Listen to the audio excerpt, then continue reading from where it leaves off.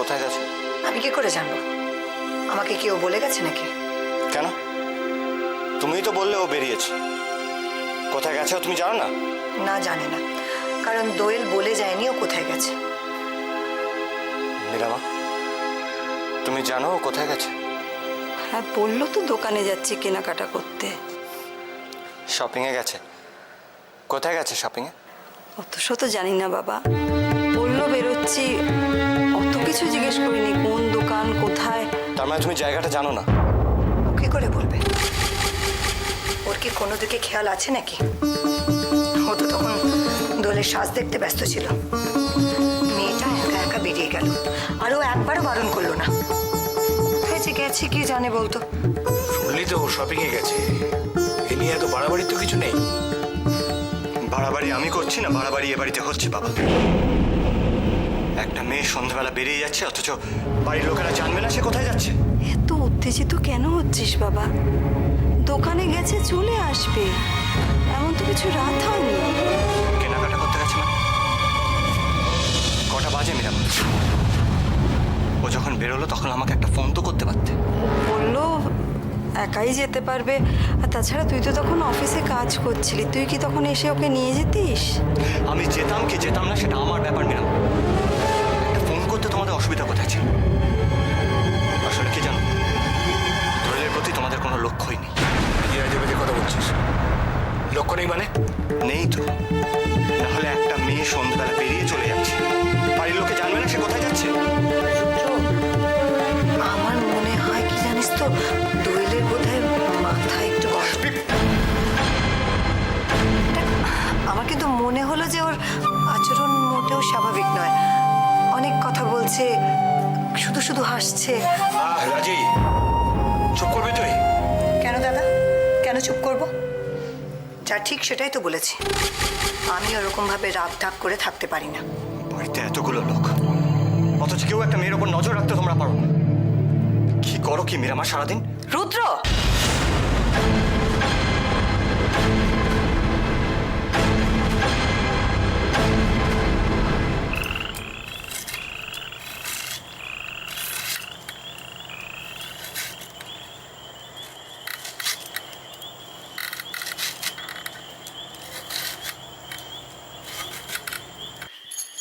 আরে রাই, কৃষাণু এখনো ফেরেনি?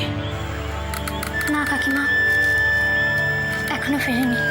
এত রাত হয়ে গেল, এখনো ছেলেটা বাড়ি ফিরল না। সেটাই তো বুঝতে পারছি না কাকিমা, কি হলো বলুন তো?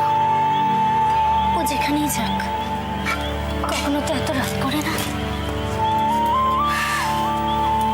আচ্ছা, এত রাতে তুই আবার রান্না বসাতে গেলি কেন? ও বাইরে বেরিয়েছে, নিশ্চয়ই কোথাও খেয়ে আসবে। আমার সঙ্গে কিছু খেয়ে নিতিস, রান্না করার কি দরকার ছিল মা? না না কাকিমা, একেই ও দুপুরবেলা না খেয়ে বেরিয়েছে, এখন এসে যদি খাবার না পায় আবার সেই দুপুরের মতো ঝামেলা হবে। তার চেয়ে আমি বরং কিছু একটু রান্না করে ওর জন্য অপেক্ষা করি, ও এলে একসাথে খাবো। সত্যি, মাঝে মধ্যে ছেলেটা এত দুশ্চিন্তায় ফেলে না। আমার কি মনে হয় জানেন তো কাকিমা, ও আমার উপরে রাগ করে নিশ্চয়ই কোথাও গিয়ে বসে আছে। দূর বোকা, ও কি অতটা অবুঝ নাকি তোর উপর রাগ করে গিয়ে বসে থাকবে কোথাও? দেখ, হয়তো কোনো বন্ধু বান্ধবের সঙ্গে কি মাস্টারমশাইয়ের বাড়ি গিয়ে পড়াশুনো করতে বসে গেছে। তার জন্য এত দেরি হবে কাকিমা? জানি না, আপনি বরং গিয়ে শুয়ে পড়ুন কাকিমা। তাই আবার হয় নাকি রে মা?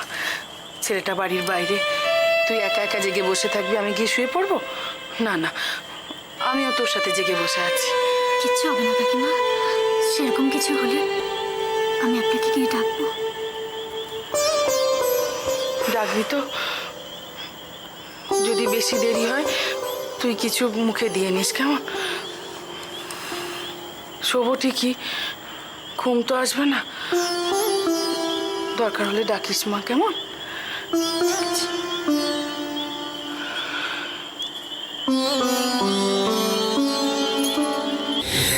আমার মায়ের সাথে এভাবে কথা বলছো কেন?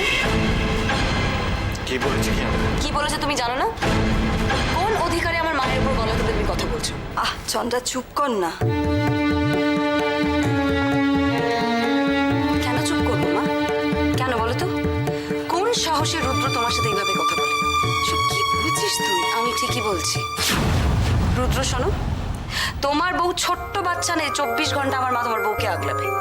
চন্দ্রা চুপ কর। কেন চুপ করবো কাকু?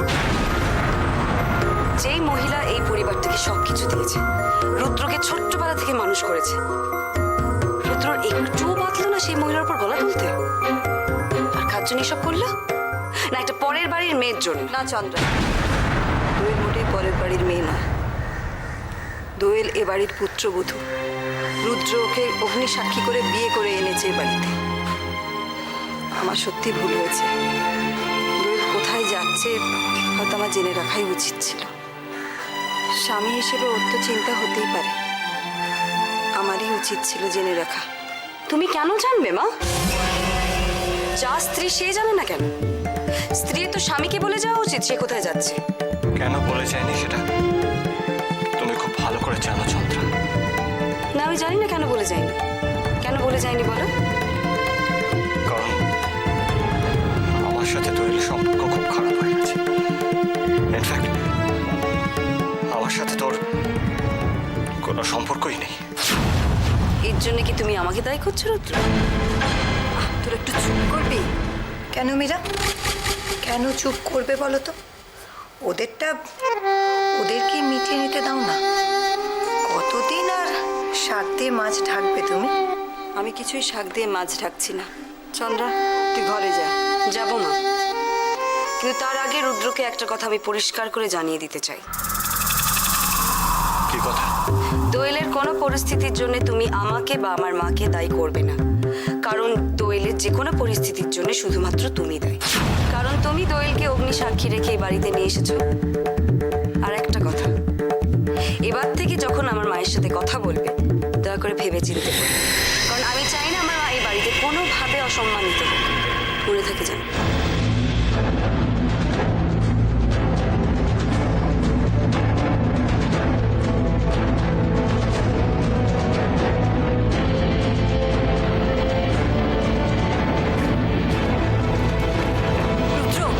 রুদ্র শুনে যা বাবা।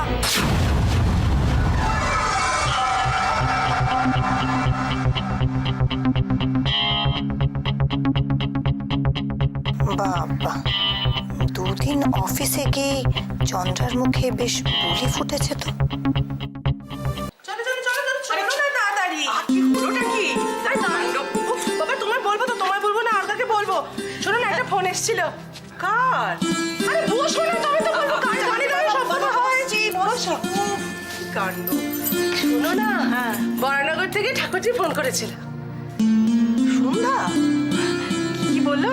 আমি তো ঠাকুরজিকে বলেছিলাম আমার সন্দীপের জন্য একটা মেয়ে দেখতে। ও তাই? আমি বললাম না, মেয়েরা চলে গেছে, বাড়িটা ফাঁকা ফাঁকা ভালো লাগে না, এবার বাড়িতে একটা মেয়ে না এলে হয়। ঠাকুরজি সন্দীপের জন্য একটা মেয়ে দেখেছে। ও মা, এ তো খুব ভালো কথা রে। তা বললো মেয়ের সম্পর্কে কিরম দেখতে, বাড়িতে কে কে আছে সব? বলছে দাঁড়াও, উপরে দম নিতে দাও। শোনো, ঠাকুরজির পাড়াতে বরানগরে ওদের বাড়ি। বাবা এখনো চাকরি করে, 2 মেয়ে 1 ছেলে। মেয়ের যে দাদা মানে ছেলে, সে দিল্লিতে চাকরি করছে। হ্যাঁ, আর এই হচ্ছে বড়। বয়সটা একটু বেশি বেশি লাগছে। ও মা, খুব বেশি হলে কিন্তু আমার সন্দীপের সঙ্গে মোটেই মানাবে না। খুব বেশি নয়, এই ধরো বলছে 24। 24?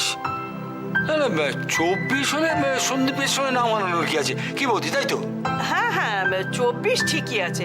আমার সন্দীপের তো সবে ওই 31, ওই 6-7 বছরের পার্থক্য, ঠিকই আছে। তাহলে তো ঠিকই আছে, আর কোনো সমস্যা নেই। তাহলে তো মেয়ে দেখতে যাবো, বলো? হ্যাঁ, কিন্তু তার আগে সোনার কাছে তো সব জেনে নিতে হবে যে কিরম পরিবার কি সব। শোনো না, বললে তো খুব ভালো মেয়ে, জানো তো, মেয়ে ভীষণ ভালো। আর ওদের বাবা মার সঙ্গে তো ঠাকুরজির অনেক দিনের পরিচয়। যে বাবা মাও নাকি খুব ভালো। ও যখন বলছে তখন নিশ্চয়ই, ও যখন থাকে ওখানে সবই তো ঠিক মতো জানবে। তা আমি বলি কি, তুই আর ঠাকুরপো গিয়ে একবার মেয়ে দেখে আয়। তোদের পছন্দ হলে তারপর নয় সন্দীপ একবার যাবে।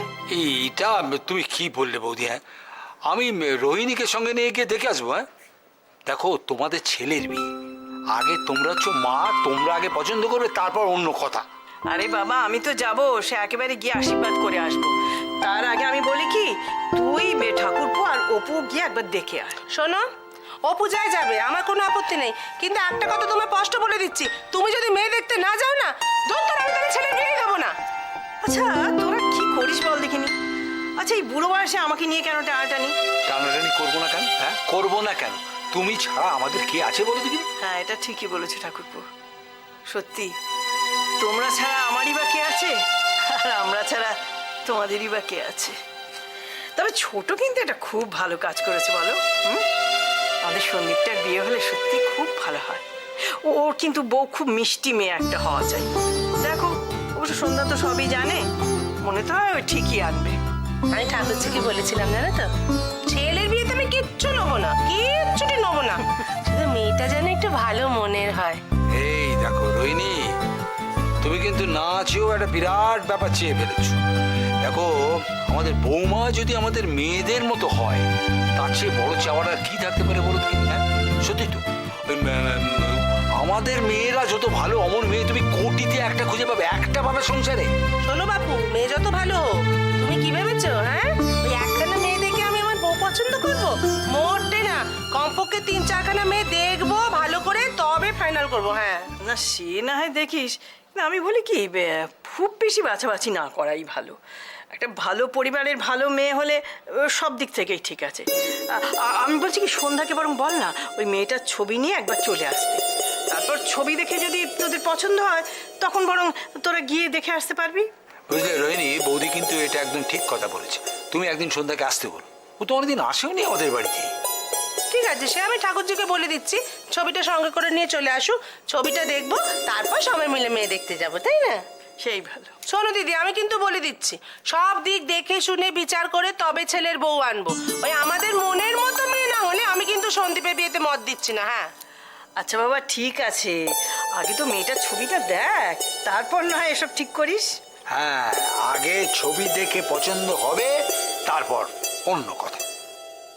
মিসেস পাকরাশি যখন এত করে বলছেন তখন রাজি হয়ে যাও না মা, আমি তো আছি, আমি তোমাকে হেল্প করবো।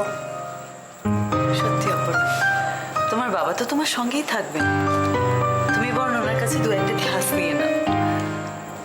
আমি জানি বাবা সবসময় আমার পাশে আছেন, থাকবেন, কিন্তু কোনোদিনই রাজনীতি জিনিসটা আমার খুব একটা ভালো লাগে না। আসলে আমার মনে হয় পলিটিক্স বোধহয় খুব ঝামেলার ব্যাপার, সবসময় ওই রাজনৈতিক লোকজনদের সঙ্গে ওঠা বসা করতে হবে, রাজনৈতিক বক্তৃতা দিতে হবে, মানে আমি কি এসব পারবো? আর তাছাড়া আমি না কলেজেও ইউনিয়ন রুমের পাশ দিয়ে কোনোদিন মানে যাইনি।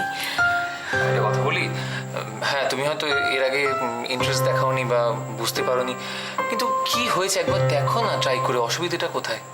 আর বাবা আমার তো মনে হয় অপর্ণা যে ধরনের মেয়ে, ওর এগুলো পিক আপ করতে জাস্ট হার্ডলি কয়েক সপ্তাহ লাগবে।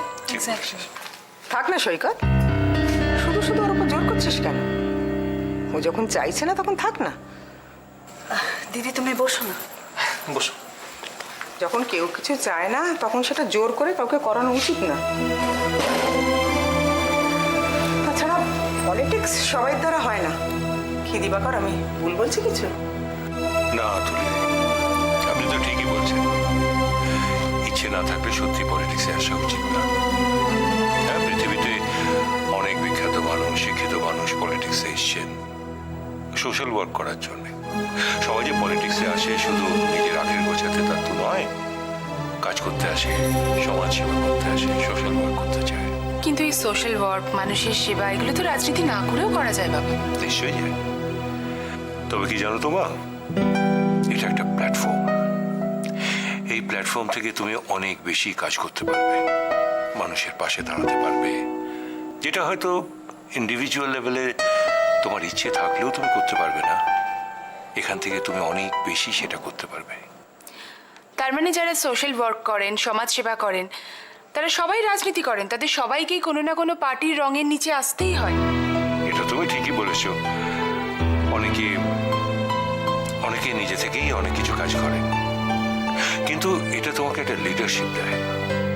সেখান থেকে যদি তোমার সৎ ইচ্ছে থাকে তা তুমি অনেক বেশি কাজ করতে পারো।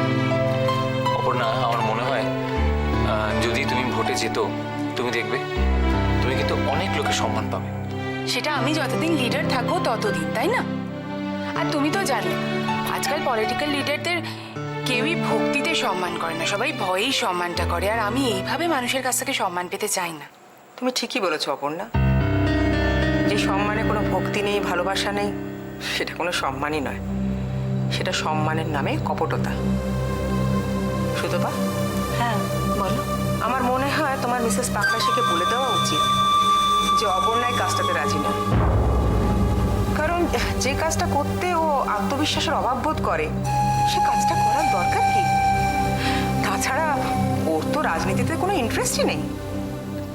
না টুইমা, হ্যাঁ আমি বলছি যে অপর্ণা হয়তো কোনোদিনই ব্যাপারটা নিয়ে ভাবিনি বলে বলছে ও অপছন্দ করে রাজনীতি। কিন্তু কিন্তু আমি জানি, জানো তো, ও যদি একবার যখন ফিল্ডে নামবে পুরো কনফিডেন্স নিয়ে নামবে। কেন বলো তো? তার কারণ আমি তোকে অনেকদিন দেখছি, আমি ওকে চিনি। ও কোনোদিন হারেনি, কোনোদিন হারবেও না। Yes, that's the spirit. এই না হলে স্পিচ। দাদা, তুই কিন্তু বৌদিকে স্পিচগুলো লিখে দিস। আরে তোর কথাতে বেশ দম আছে। আমার শরীরের ভিতরটা কেমন চনমন করছে, মনে হচ্ছে আমি ভোটে গিয়ে দাঁড়িয়ে পড়ি। এই গাঁটটা খাবি, যা গিয়ে বসো ওখানে, পাকা হয়েছে। আচ্ছা আচ্ছা, আমি চুপ করলাম। কিন্তু হ্যাঁ, একটা কথা কিন্তু সবাইকে শুনতে হবে। কি বলো তো? বল। আমি বৌদির পেছনে পেছনে পার্টির ঝান্ডা নিয়ে ঘুরে বেড়াবো, কিন্তু আমাকে কেউ বারণ করতে পারবে না, কেউ না। কিন্তু না ঠিক আছে ঠিক আছে, তুই ঝান্ডা নিয়ে ঘুরে বেড়াস। আরে ও কি মাথা খারাপ হয়ে গেছে বাবা, পারবে নাকি? কি অপর্ণা? ও যাবে তোমার পেছনে ঝান্ডা নিয়ে? হ্যাঁ যাবো। অপর্ণার উপর সৈকতের খুব বিশ্বাস তো। ভালো, খুব ভালো। ঠিক আছে বাবা, ঠিক আছে। দিদিরা যখন যাবে তখন তুই সঙ্গে যাস। ব্যাস, ঠিক আছে। ঠাকুর যে আসতে পারবে না। আসতে পারবে না কেন? কি শরীর খারাপ, প্রেশার নাকি বেড়েছে বললো। আমি বলে দিচ্ছি মেয়ের বাড়িতে মেয়ের বাবা ছবি নিয়ে তোমাদের বাড়ি যাবে। ও তো সে তো খুব ভালো কথা। ভদ্রলোক কবে আসবেন কিছু জানিয়েছেন তোমাকে? ঠাকুরজি তো বলেছে যত তাড়াতাড়ি, যদি কালকে পারেন কালকেই। আসলে কি বলে তো, উনিও না আমাদের কথা শুনে ওনাদের আর ভাল লেগেছে যে উনিও চাইছেন তাড়াতাড়ি আমাদের বাড়িতে এসে আলাপটা সেরে ফেলতে। তা তো ভালো কথা। শুভ কাজ আর ফেলে রাখা ঠিক হবে না। এখানে যদি সব কিছু পছন্দ হয়ে যায় তাহলে এখানেই কিন্তু সন্দীপের আমি বিয়ে দেবো। একটা কথা কি জানিস ছোট, আসলে মেয়েদের মন তৈরি হয় পরিবার থেকে। পরিবারটা যদি ভালো হয় না, তাহলে আপনিই দেখবি মেয়ে ঠিক থাকবে। আর ওই জন্য লোকে বিয়ের সময় মেয়ের আগে পরিবার দেখে, যদি ভালো পরিবার হয়। তো এখানে যদি ছবি টবি আমাদের পছন্দ হয়ে যায় আর পরিবারও যদি সব ঠিক থাকে, আমি কিন্তু এখানেই সন্দীপের বিয়ে দেবো। বেশ তো, তুমি যেমন বলবে তেমন হবে। দিদি, সন্দীপ আমার নামেই ছেলে, তাকে কোলে পিঠে করে মানুষ করেছে তো তুমি। ওর ভালো মন্দ সবচেয়ে বেশি তুমি বুঝবে। শুধু দেখো বাপু, একটা কথা, মেয়ে যেন আমাদের সংসারে যে সবার সঙ্গে মানিয়ে গুছিয়ে নিয়ে ঘর করে, মেয়ের মন যেন ভালো হয়, ব্যাস। সত্যি ছোট, তুই এমন কথা বলিস না। আচ্ছা, মেয়েকে কি বাইরে থেকে দেখে তার মনটা বোঝা যায়? উনি তুই একদম ভাবিস না তো, ও আমাদের সঙ্গে থাকতে থাকতে দেখবি একদম আমাদের মতন হয়ে যাবে। আচ্ছা একটা কথা, ভদ্রলোক যদি কালকে আসেন তাহলে তো আমাদের একটা কিছু ব্যবস্থা রাখা দরকার। ওমা হ্যাঁ, সে তো করতেই হবে। দেখো, সে ধরো যদি এখানে বিয়ে নাও হলো, মানে সে তো বলা যায় না এক্ষুনি, কিন্তু যতই যাই হোক ঠাকুরজির পরিচিত, এটা তো ঠিক। একটু যত্ন আত্তি না করলে শেষকালে ঠাকুরজির এটা নিন্দে হয়ে যাবে না? হ্যাঁ ঠাকুরপো, তুই মনে হয় একটা কাজ করো, কাল সকালবেলা একটু মিষ্টি এনে রেখে। হ্যাঁ, মিষ্টিটা নিয়ে এসো। মিষ্টি কিসের জন্য? কেউ আসছে নাকি? আসে কি আছে মানে? হ্যাঁ, একজন ভদ্রলোক আসবেন কালকে। কে গো? না মানে আমরা তাকে চিনি না, তিনি অবশ্য আমাদের চেনেন না। তিনি থাকেন বরানগরে, ওই মেয়ের ছবি নিয়ে আসবেন আর কি। ছবি? কেন?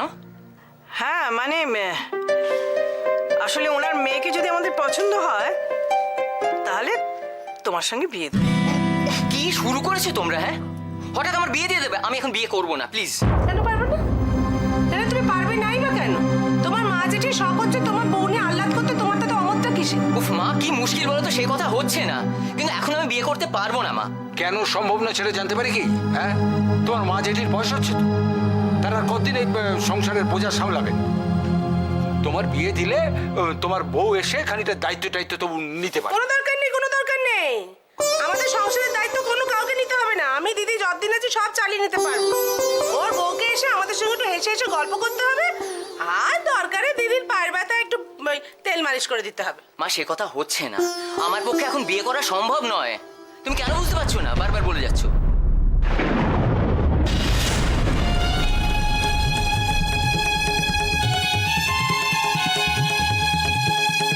কি হলো?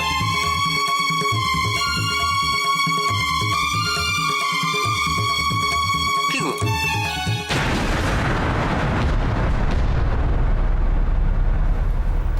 তোমার বিয়েতে মত না দেবার কারণ কি? এইটা